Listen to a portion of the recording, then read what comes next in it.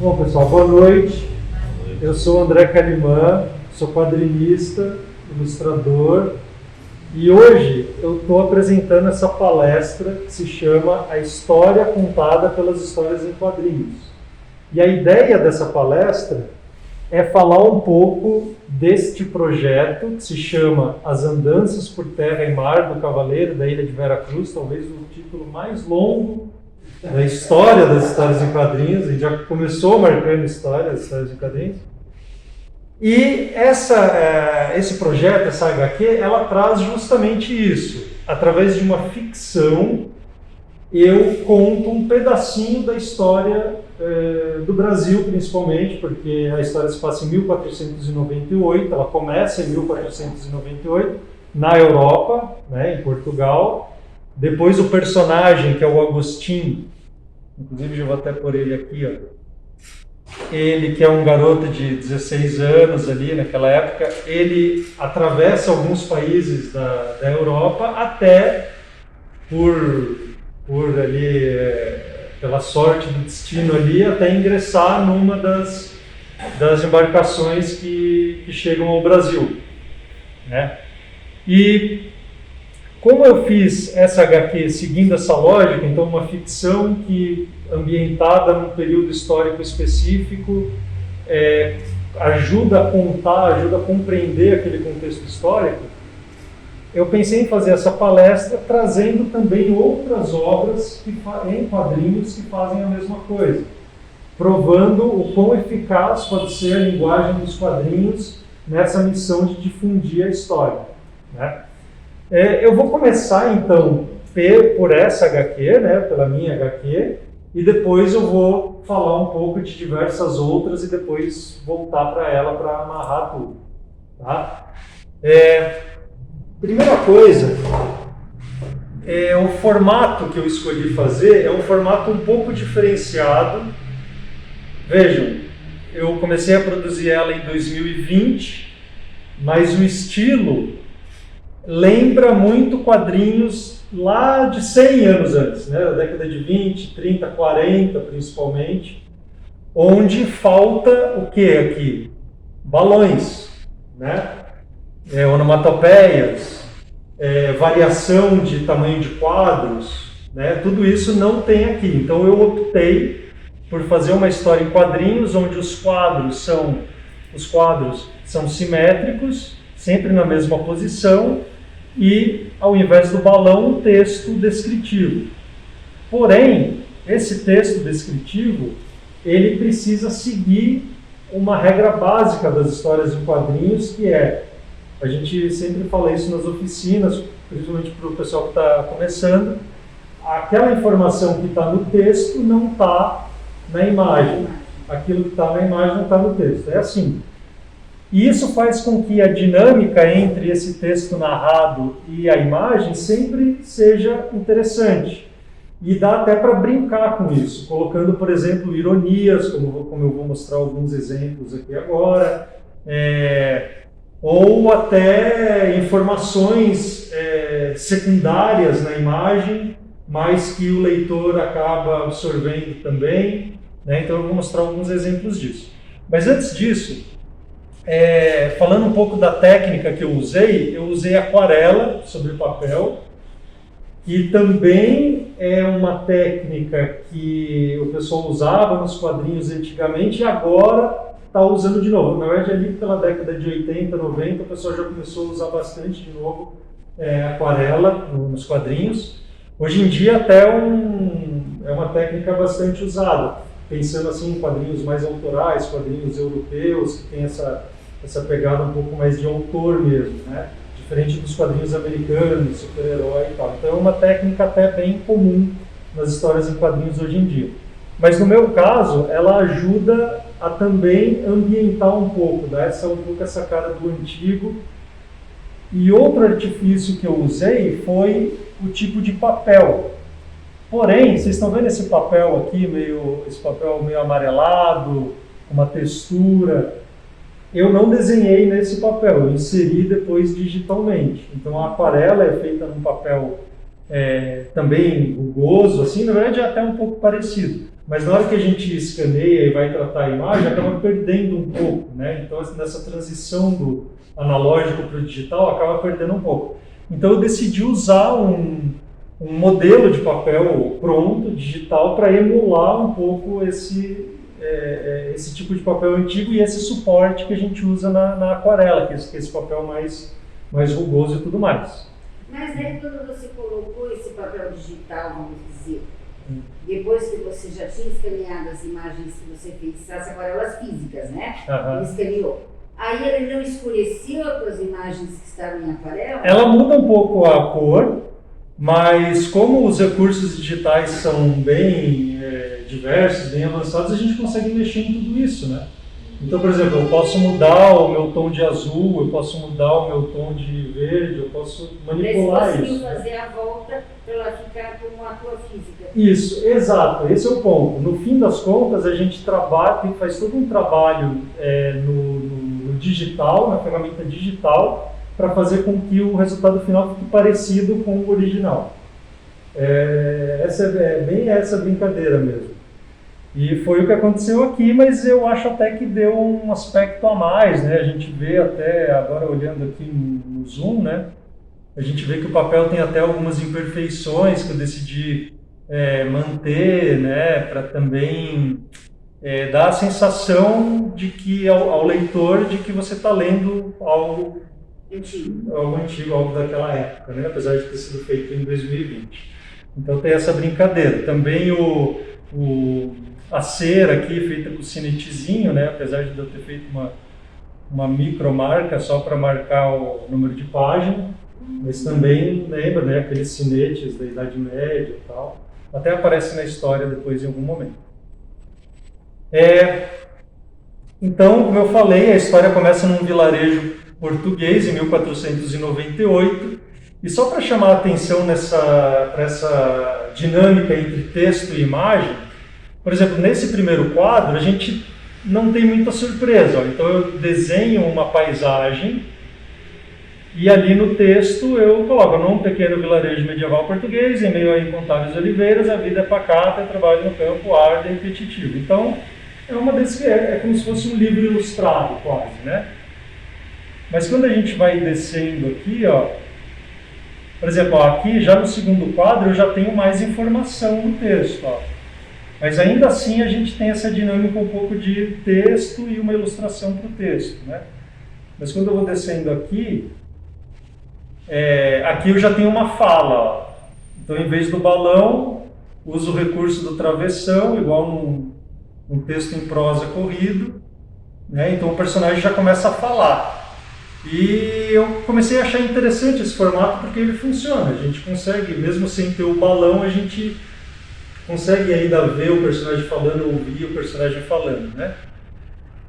Mas se a gente passar para a próxima página, ó, tem outro aspecto que eu também quero ressaltar, que já estamos na página 7, que também ainda usando esse formato, né, de 4 quadros simétricos, dá para dar ação, que é uma outra característica dos quadrinhos, né? Ação, movimento.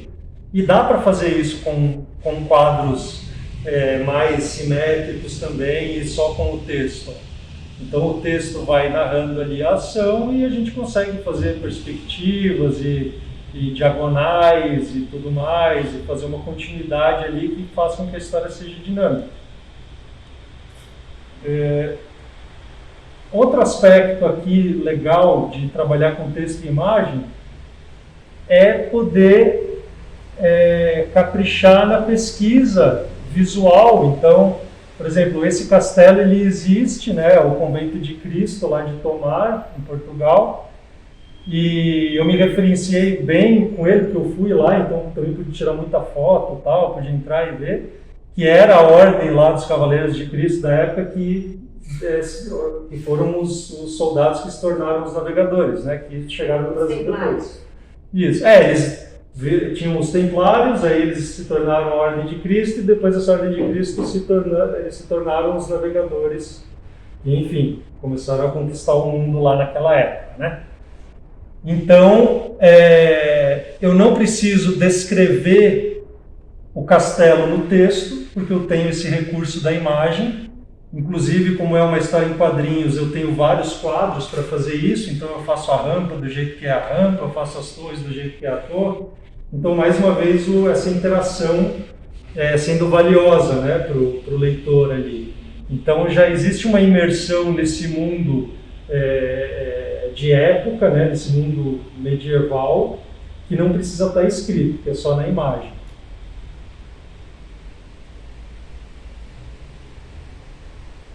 Aqui também, dentro desse castelo, também é uma área que dá para ser visitada hoje em dia, que é a Carola, que eles chamam.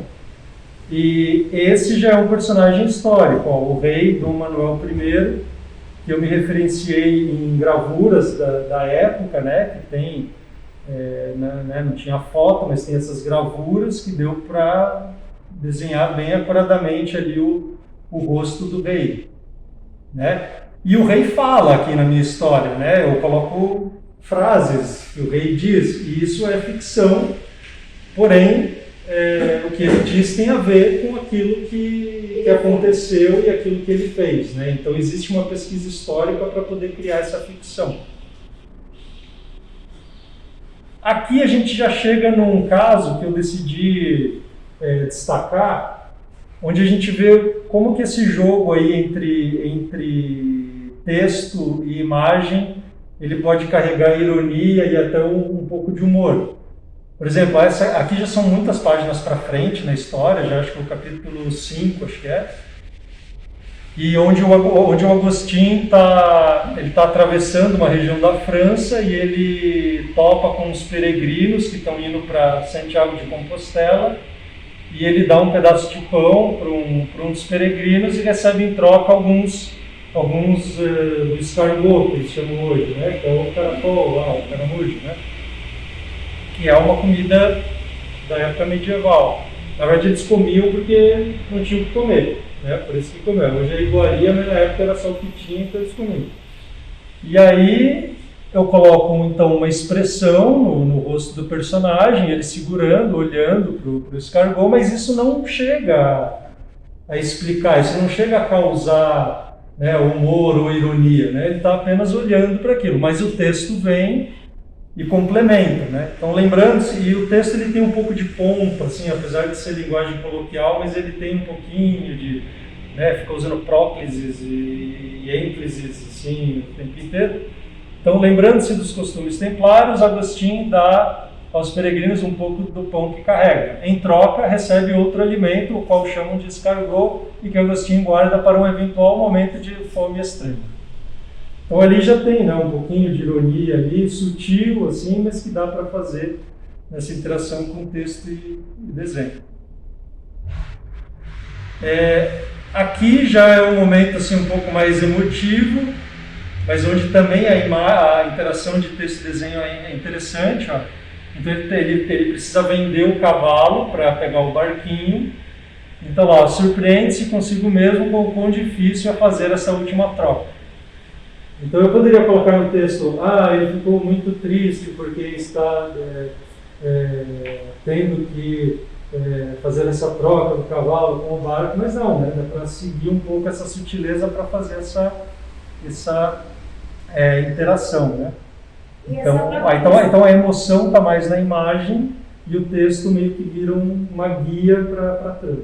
E essa própria questão da forma como você escolheu as palavras e essa forma de escrever mais antiga, né, mais formal, assim, também ela como que complementa, faz um conjunto melhor com toda a ideia tua de uma coisa que tem um aspecto antigo, né, e toda a questão da história, fica muito adequado. Até surgiu a ideia de escrever a história inteira no português da época, né, ou pelo menos no português de Portugal, né, que fosse o de hoje em dia. A gente pensou nisso, mas aí a gente achou que ia ser um passo muito distante também, acho que não precisava tanto. Então a gente apenas usa um pouquinho de uma linguagem mais clássica, mais formal, mas não muito também. Então a gente acaba misturando com a linguagem mais coloquial também. Bom, aqui também mais um local que existe, né? Aqui também é na França ainda, no momento ali que ele está atravessando, que ele vai até a Normandia e dali ele entra no navio inglês, depois no navio português e aí consegue chegar no Brasil, né? Então aqui é o Castelo de Chenonceau e aqui eu retrato uma lenda que existe sobre esse castelo. O castelo é real, mas existe uma lenda de que esse castelo, por ter tido a maioria das suas governantes, né, porque ele era sempre o senhor do feudo que cuidava da região, eram sempre mulheres, né, tiveram várias mulheres que mandavam no castelo, né, ao invés dos maridos, ou o marido tinha morrido, ou o irmão, né, não estava lá, alguma coisa, então era sempre uma mulher que mandava. Então tem essa lenda de que o castelo era enfeitiçado por mulheres e tal, então eu coloco o castelo na história dessa forma, por meio da lenda. Mas, de novo, ainda carrega aspectos históricos, né? Então, se você for pesquisar, você vai achar um pouco disso sobre o castelo.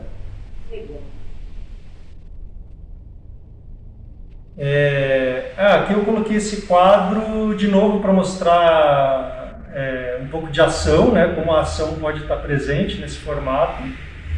E aqui também tem um pouquinho da ironia, né? Porque ele está uma cena esdrúxula, assim, ele pulando em cima do cara e jogando pela janela, e o texto vem mais sóbrio, né? Então fazendo essa oposição assim, né? Então até o momento em que um jovem inconveniente decide impor a este mundo particular uma drástica reviravolta. É um texto bem sóbrio, né? Ele está lá, aquela coisa. Isso também dá para fazer bastante nesse formato, que é bem interessante. Enquanto que no quadrinho, do jeito que a gente conhece, que tem aquelas páginas, aqueles quadros na horizontal, na vertical, isso é tudo mais evidente, né? Isso é tudo mais ali, não, eu estou vendo ação mesmo, isso está acontecendo do jeito espalhafatoso mesmo. Aqui não, aqui dá para fazer um pouco essa brincadeira.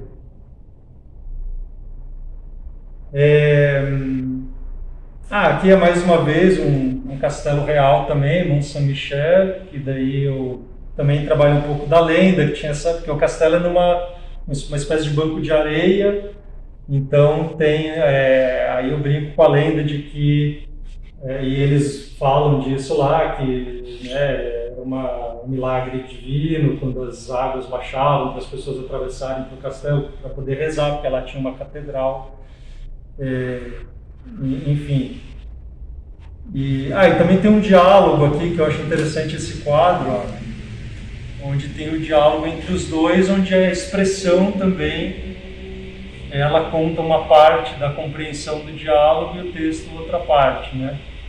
Então ele olhando espantado pro Galvão, esse é o Galvão, o personagem, que é o poeta, enquanto ele fala do rei lá e tal, né? Quem ele pensa que é, afinal, um rei? Tá falando do rei, né?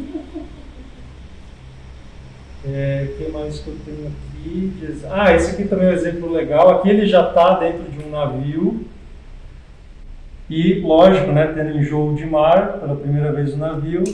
Mas a fascinação logo dá lugar ao estômago embrulhado e uma incômoda incerteza sobre a vocação de marinheiro.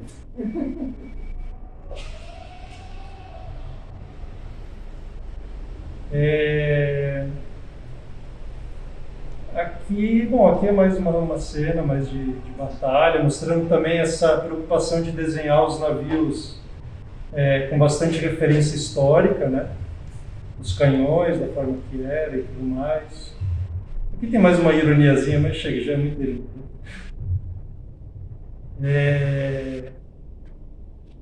Aí aqui também, eu vou passar um pouco essas imagens. Aqui chegou numa parte mais histórica mesmo, assim, onde eu conto, por isso esses tons monocromáticos, vermelhos, porque é o Bartolomeu Dias contando de quando ele ultrapassou, né, passou pelo Cabo da Boa Esperança, o Cabo das Tormentas, né? Então aqui eu já tive uma preocupação mais objetiva, uma preocupação mais certeira de contar exatamente como é narrado nos livros de história, né? Só que a diferença, o que eu faço aqui de diferente, que não existe, mas aqui na história existe, é que quem conta é o Bartolomeu Dias em primeira pessoa. Né? Então, durante os quais achamos que não sobreviveríamos, tantos eram os vales que as ondas do mar abriam e tal. Mas tudo isso é escrito, mas não em primeira pessoa. Então, a história entrou em primeira pessoa. E eu apenas ilustro aquilo que é relatado. Né? Então, tem lá essa parte que é curiosa, né? Que tem os monstros marinhos. Né? Eles falam de monstros marinhos, mas na verdade são as baleias e tal. Aquela coisa, né? E aqui também continua essa parte da narração. Aqui é quando eles enxergam lá aquelas montanhas achatadas e eles percebem que já tinham passado o Cabo da Boa Esperança e tal. Bom, então tem aquela parte mais histórica. Aqui é quando eles finalmente chegam no Brasil, ali, esse seria o Pedro Álvares Cabral, de novo, todo paramentado da forma como é representado em diversas gravuras e pinturas e tal. E a gente sempre olha a história do ponto de vista do Agostinho, ó. Tá ele aqui, ó. Inclusive a câmera muitas vezes pega o Agostinho um pouco de traço, meio de perfil, assim, que é sempre o nosso olhar é do Agostinho. Né? Claro que é um grande exercício de imaginação, né? O Agostinho não existiu, mas aí que entra um pouco a questão autoral também, de eu falar, então, como poderia ser um personagem com 16 anos nessa época, descobrindo o mundo e tal. Mas eu acho que através desse exercício de imaginação, a gente também consegue compreender toda a questão histórica. Ou pelo menos refletir, né, sobre alguns acontecimentos. Então aqui chegando lá nas florestas e tudo mais. Bom, aí a gente chega nesse álbum, que se chama O Príncipe Valente. E, na verdade, ele começou a ser publicado em 1937. 1937, esse aqui é o primeiro. E foi a minha grande inspiração para o formato. Né? Na verdade, é uma HQ que se passa na época do Rei Arthur, né? Que também já é uma coisa meio lendária. Inclusive, todos os livros sobre o Rei Arthur são ficção, na verdade, né? Alguns se passam no século V, outros se passam no século XII, né? Tudo meio perdido assim, né? Diz que tinha um rei, tal. Mas aqui nesse quadrinho, o Hal Foster, que era um autor americano, pegou a parte da fantasia mesmo, né? Criou um personagem, que é o Príncipe Valente, com esse nome bem esdrúxulo, mas o nome dele é Príncipe Valente. E ele vive histórias na corte do Rei Arthur. Então, até aqui, eu diria que tem menos objetividade histórica do que eu pretendi com esse projeto, com essa HQ, mas foi daqui que eu me inspirei muito, né? Inclusive, ele mistura muitas coisas, armaduras que são de uma época, ele coloca em outra época, ele faz uma mistura maior, assim, né? Mas como eu falei, a minha grande inspiração. E o que tem de mais similar ao formato que eu escolhi fazer é justamente a imagem com textos descritivos ao invés de balões, né, e onomatopeias. Inclusive essa parte da ironia, esse jogo, né, de texto com imagem, eu me inspirei muito daqui, ó. Eu vou até encontrar algumas aqui que são interessantes. Primeiro que aqui também ele vive falando de dragões e monstros, mas como o desenho do Hal Foster é mais realista, então ele sempre desenha o dragão sendo um jacaré gigante, ele sempre relaciona com algum animal, né? Igual tem uma parte da história que eles estão na África e encontram um monstro, é um gorila, assim, ele desenha um gorila, exatamente um gorila, realista, assim, ele nem faz uma brincadeira assim, mas ele brinca no texto, né? Então aqui, ó, tem uma interação de imagem com texto de uma forma mais poética, né? Montado no belo cavalo de Sir Gawain, cavalga toda noite, né? Uma imagem bonita. Isso aqui também, mas eu quero chegar numa outra, que seria aqui, ó. Então eles conseguem entrar no castelo, e o Príncipe Valente salva o Gawain, captura o cozinheiro, e a descrição do texto é: um jantar é pedido. ele com a faca nas costas assim.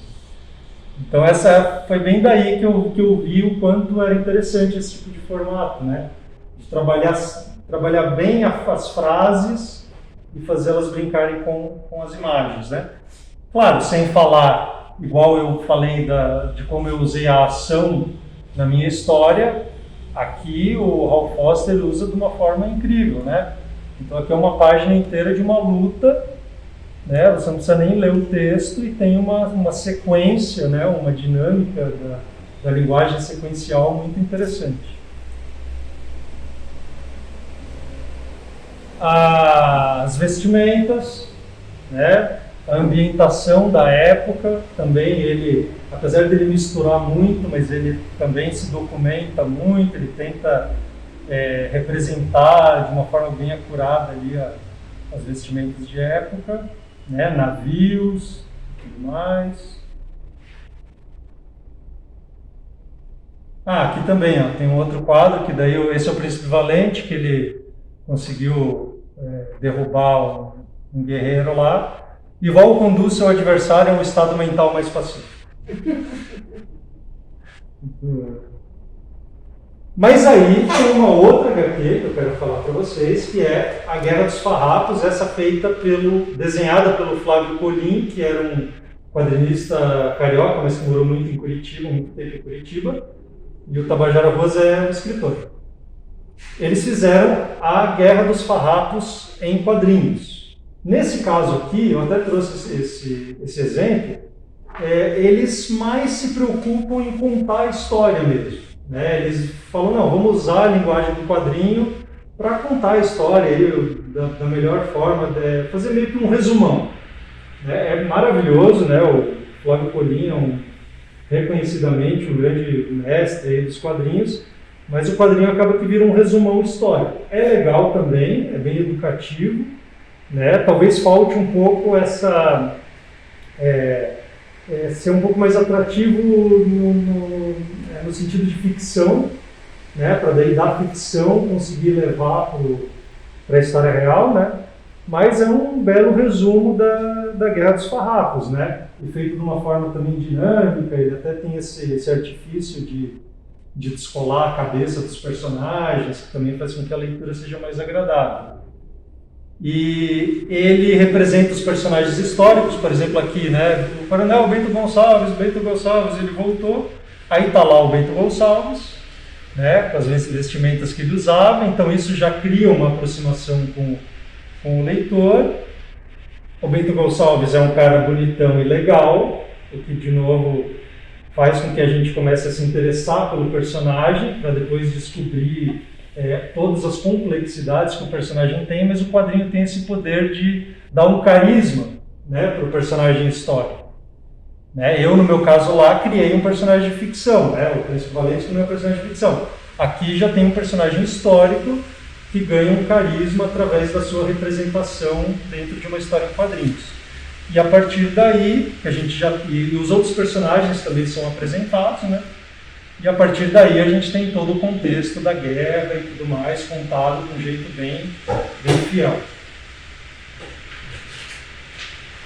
Aqui eu fiz uma foto, mas na verdade eu fiz um GIF, daí ficou tremendo. É esse quadrinho aqui, O Grito do Povo, outro quadrinho que mistura história com... que traz a história para a linguagem das histórias em quadrinhos. Apesar de ter alguns personagens supostamente fictícios, esse quadrinho narra com bastante rigor, exatidão, os eventos da Guerra Franco-Prussiana lá em Paris, né, onde o povo estava com fome, começou a fazer barricadas e tudo mais, e teria sido o começo ali onde o povo começou a exigir os seus direitos e tudo mais, né? Isso já depois da Revolução Francesa. O que eu achei interessante desse quadrinho para trazer para vocês é que ele começa, ao invés de começar com todo um panorama, do tipo, olha, esta é Paris, o ano é tal, né, é 1800 e... isso agora é 1870, alguma coisa? Ao invés de começar assim, num plano mais amplo e depois ir afunilando para os personagens, a história começa com a polícia descobrindo o corpo de uma mulher no Rio Sena.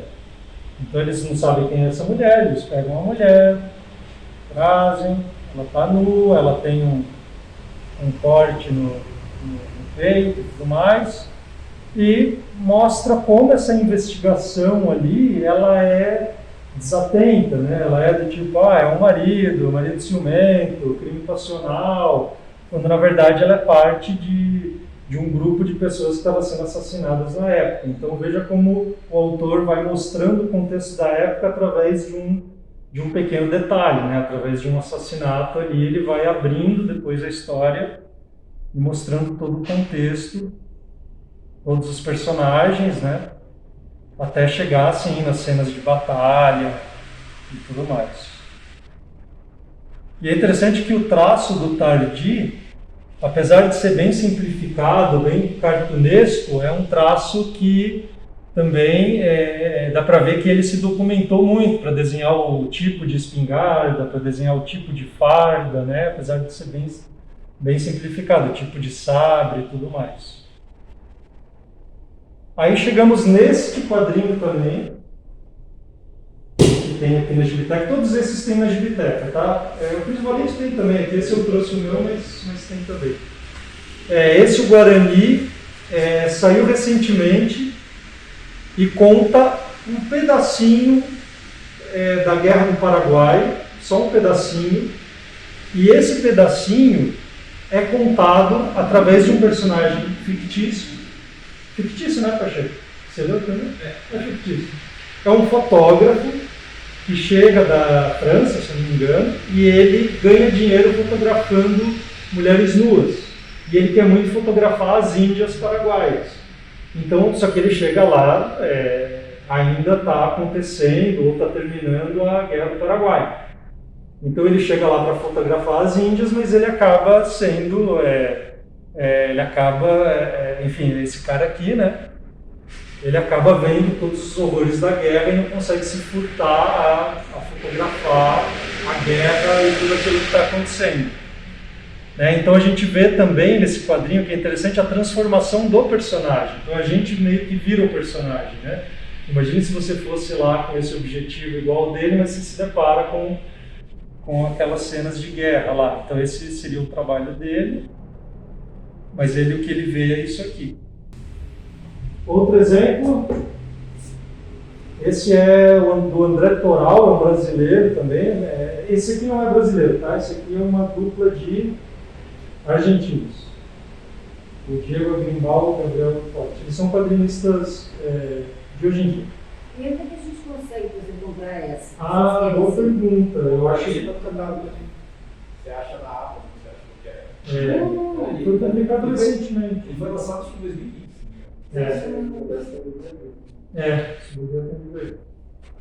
Esse já é um pouquinho mais antigo, mas é um quadrinista atual também, o André Toral, que escreve muito sobre esse período mesmo que eu peguei ali, do descobrimento do Brasil do começo da exploração do pau-brasil, né, da exploração dos índios pelos portugueses, enfim, já tem uma pegada mais de crítica política e tudo mais. Mas o interessante dele é que ele não tem um personagem fictício, mas ele coloca o leitor vendo a história da ótica sempre dos indígenas aqui nesse álbum, né? Então ele não coloca um personagem, mas vários, né? E a partir das descrições ali a gente sente qual é a perspectiva que tem da história.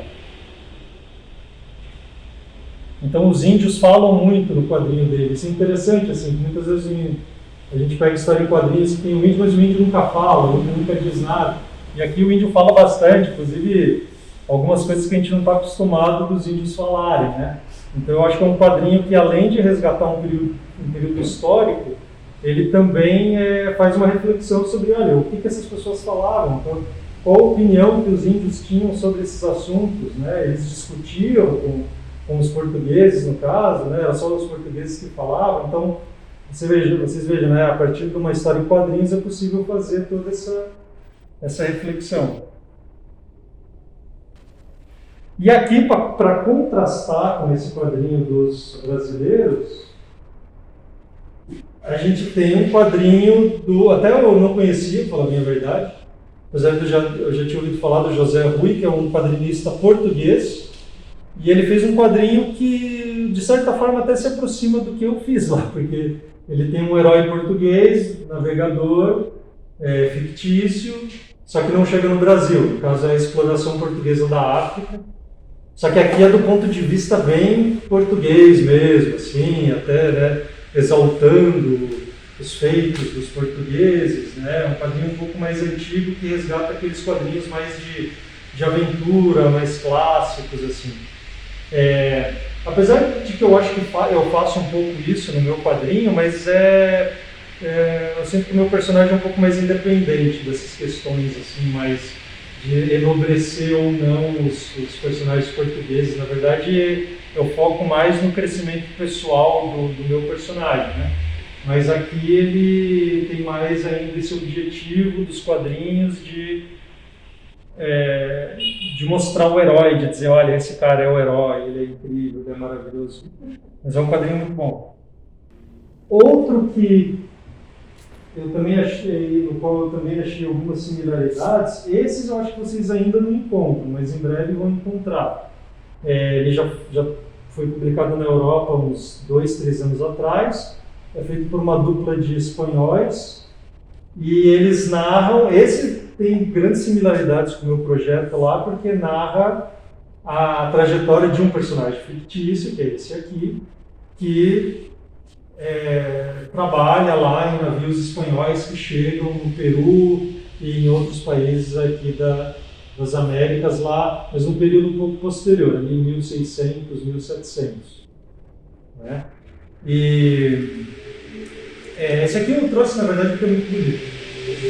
Né? Pra vocês verem, se vocês podem ver, né? Todo pintado em aquarela, só que bem feito. Eles tratam muito da coisa do Eldorado, né, da lenda do Eldorado, então é bem ficção mesmo. Esse eu gostei bastante, porque ele é bem ficcional, porém muito bem feito, né, e faz um resgate histórico muito legal. Diferente do Príncipe Valente, vamos ver se tem aqui alguma cena. Por exemplo, aqui dá para ver que eles cuidaram muito em ser fiéis com as vestimentas, né? Aqui eles estão no Peru, por exemplo, dá para ver, né, que o cenário é exatamente aquele. As catedrais da época. Outra coisa que a gente quis muito fazer para o projeto, igual eu estava comentando, é esse suporte de exposição, porque esse quadrinho, As Andanças por Terra e Mar do Cavaleiro da Ilha de Veracruz, nasceu para ser uma webcomic, ou seja, um quadrinho virtual. Então ele é publicado num site, né, desde o ano de 2020, continua sendo publicado, eu já terminei ele, mas ainda faltam os últimos 5 capítulos para publicar. Então você pode ler no site, acessando pelo QR Code, né, que a gente divulga ali, mas a gente queria também um suporte de exposição, onde talvez não todas as páginas pudessem ser expostas, mas onde a gente ia poder criar um pouquinho da ambientação do tempo em que se passa a história. Então a gente produziu esse cavalete, foi feito pelo Rogério Belpino, que é o curador, junto com o Newton, que é o cunhado dele, e tem todo esse trabalho, esse acabamento com madeira e tal, as molduras, né? E a pessoa chega aqui, ela pode pegar o flyerzinho, acessar o QR Code e ler toda a história. Então é mais um exemplo de junção que a gente quis fazer do formato físico, analógico, com o formato virtual. Agora a gente vai até mudar, a gente vai colocar uma televisão no cavalete, aí vai ficar uma mistura maior ainda. Então assim, o intuito dessa palestra era mostrar todos esses quadrinhos que relatam pedaços da história com um H maiúsculo, né, da história do mundo, e como que a linguagem das histórias em quadrinhos pode ser interessante para fazer essa representação e esse resgate. Como eu disse lá no começo, essa palestra faz parte do projeto As Andanças por Terra e Mar do Cavaleiro da Ilha de Veracruz, que foi aprovado no edital de quadrinhos do Fundo Municipal da Fundação Cultural de Curitiba. Né? Então ele teve um aporte financeiro para que eu pudesse produzir o quadrinho e pagar a equipe, né? Que tem a revisora, tem o curador, tem o cavalete para ser feito, tem o site para ser administrado. Né? Então todas essas custas foram feitas com esse projeto de lei de incentivo, o que foi muito interessante. O próximo passo é a gente, de repente, poder fazer um livro. Uma pergunta. Você é um cara que tem uma produção já bem grande de quadrinho, né? Quadrinho tradicional, digamos, do balão. Qual foi o maior desafio em adotar essa nova linguagem, assim, do texto escrito abaixo ali? Foi mais difícil? Como é que foi esse processo, assim, em termos de dificuldade? Você achou mais complicado fazer um quadrinho de produção? Pois é, no começo eu queria muito fazer, né? Parecia mais uma brincadeira. E eu fiz um pouco, a ideia veio um pouco de brincadeira. Eu falei, poxa, e se eu usasse esse formato? Mas, como você está falando aí, eu concordo, acabou se tornando um desafio. E eu acho que desse desafio, a parte mais difícil foi cuidar com cada frase, cada palavra que é usada, porque eu comecei a sentir que cada frase, cada palavra interferia na imagem. Talvez essa seja até uma parte do fazer das histórias em quadrinhos, que às vezes os autores não que esqueçam ou que deixem passar, mas que não deem tanta atenção. Porque como a gente está muito no texto dentro do balão, então parece que a gente aprisiona um pouco o texto ali e ele vai fazer sentido de algum jeito, né? E aí quando eu tirei o texto do balão, eu vi que o texto ele tinha um peso maior e ele interferia mais. E aí eu vi que, na verdade, sempre interferiu, mesmo dentro do balão, né? Mas eu acho que essa percepção foi o desafio maior, foi cuidar com o texto. Esse formato passa a ser praticamente um texto literário, né? Então você tem que ter uma Exato. A estética da escrita maior. Exato, eu até tenho que agradecer muito a Melina Arens, que é a revisora dos textos do projeto, porque muito do que eu escrevi vinha corrigido no arquivo dela, né, dizendo, olha, mas assim não faz sentido, assim não faz... E aí às vezes eu tinha que reformular a frase inteira, né, o conteúdo, a mensagem, a informação era a mesma, mas muitas vezes eu tinha que refazer todas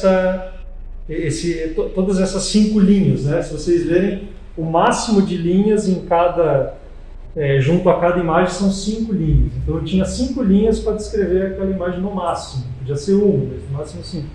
E muitas vezes eu tive que refazer inteiro, assim, porque realmente eu não posso começar a frase assim, tem que começar assado. O bom foi que eu até aprendi um pouco mais de português, né? A gente vai às vezes até ficar desenhando demais, esquece que tem que escrever certinho e tal. Então a Melina até acabou sendo uma grande parceira na produção do quadrinho, assim, que eu agradecer muito a ela. E é incrível como ela sabia exatamente, assim, olha, aqui você tem que usar essa regra, aqui essa regra, aqui essa regra.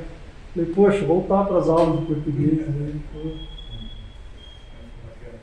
Você fez as aquarelas nesse mesmo tamanho no tamanho final, ou você fazia maior e depois você diminuía? Então, até amanhã na oficina, aliás, estão todos convidados, se quiserem participar da oficina amanhã às 14 horas, eu vou trazer até os originais, hoje eu não trouxe.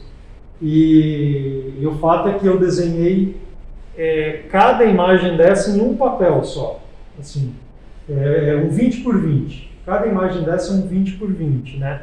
Por exemplo, impresso aqui, se eu não me engano, aqui tem uns 15 não, acho que tem 10 centímetros, foi quase na metade, ficou diminuído quase na metade. E no digital, depende, né? Se você vê no celular, fica 3 centímetros, 4 centímetros, né? Então, se fosse um livro, ia ficar assim, né? Uns 8, 10 centímetros. Então, pelo menos a metade de redução, né, do desenho. E eu quis fazer grande primeiro pelo prazer mesmo, de desenhar um pouco maior, o que acabou se tornando um desafio, porque daí deu mais trabalho também, tem mais detalhezinho, mas eu queria essas manchas, né, da aquarela, queria que a aquarela se espalhasse um pouco, não ficasse tão certinha, então para isso precisou um tamanho maior. E é isso. E fora assim, eu tenho uma pilha assim de desenho agora. Essas 110 páginas gerou 440 quadros, então eu tenho 440 folhas bem grossas de papel aquarela que eu tenho que guardar. Então eu fiz uma exposição. a gente está querendo fazer uma exposição assim, colocar linear, né? Legal. Você escreveu todo o texto e depois começou a fazer as artes? Foi meio simultâneo? Escrevi tudo, depois comecei a fazer as artes, mas como eu te disse, depois teve todo aquele trabalhinho minucioso para escolher bem as palavras e tudo. Então assim, eu escrevi e depois reescrevi várias vezes. É isso, pessoal? Muito legal. Então, ó,